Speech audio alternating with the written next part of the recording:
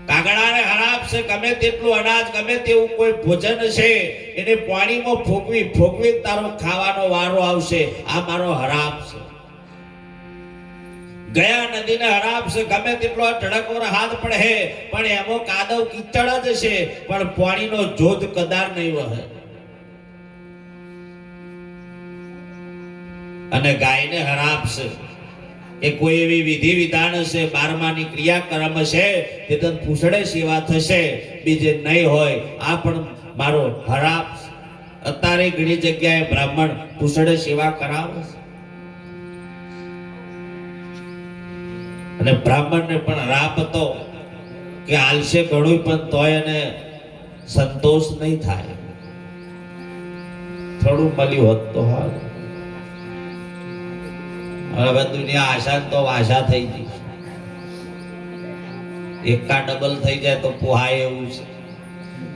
હવે માણસ મરી જાય તો એની વેલ્યુ ઘટી જઈ છે. હવે આવો સમય આવી ગયો. તારના ગામમાં કોઈ દેહ પડી જાય ને એટલે આખું ગામ શોક પાડે. કોઈ ખાઈના ગામ વાળા બહારના લોકો આવે અને સાહેબ ભોજન લાવે ને ખવડાવતા હતા. આ સમય જતો રહ્યો. તમે જુઓ, કોઈ બે પોતી નાતી જાતનું કોઈ જતું રહ્યું હોય પણ સાહેબ ભલે આપણે એને ઘેર નતા જતા પણ એના નિમિત્તે શોક પાડતા. અમારા દાદા કહેતા આખો દિવસ ભૂખ્યા રે બાપ કે આપણા ગામનું રતન છું ને. અત્યારે તો મોડા મરી જાય ખબર પડી એટલે પેલો ઢલે જાય. ખાઈ કમ્પ્લેટ થઈને આવે કે આખો દાડો બગડશે. આ તો હવે આવું થઈ ગયું. સુધારો આવ્યો. જરૂરી છે. એકદમ આપણો વારો તો છે ને. અને એટલે જ સંતો કહે છે કે કાયાનો કોઈ ભરો નહીં, એટલે કીધું છે. હે કોણ જાણી શક્યું કાળ